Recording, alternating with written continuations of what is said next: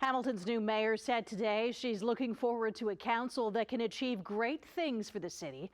The winners and losers in last night's province-wide municipal elections were savoring their victories today or contemplating their defeats.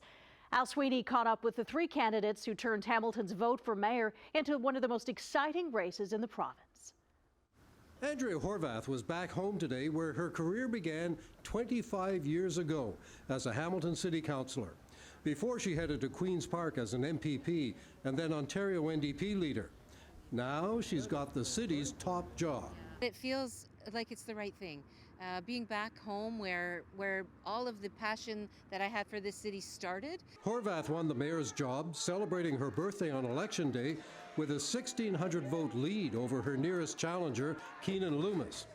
And she becomes Hamilton's first ever woman mayor, saying that could make a difference as she works with a new city council. It helps with the conversation, it helps with the discussion. It's a different style of leadership that women bring to the table.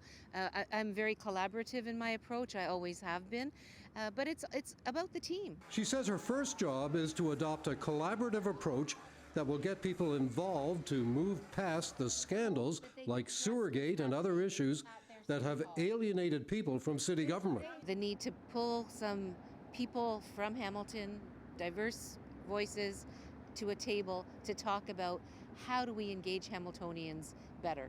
We didn't have a great turnout last night in the election. That means people are not engaged enough in our city. So how do we create better engagement? How do we answer responsibly to the concerns about accountability and about transparency? Horwath's nearest competitor came close in the election, but acknowledged Horwath's victory. I feel absolutely good about the campaign. We emerged with our integrity intact, and in the end, that's all we have.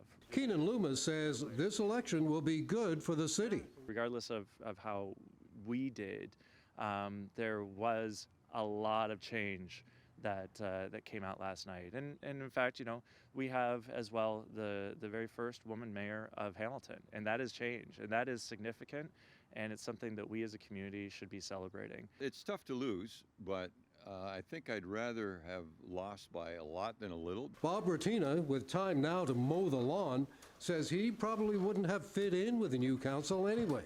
It looks to me like City Hall is basically run by social workers who have an agenda with regard to poverty and drugs and injection sites and so on.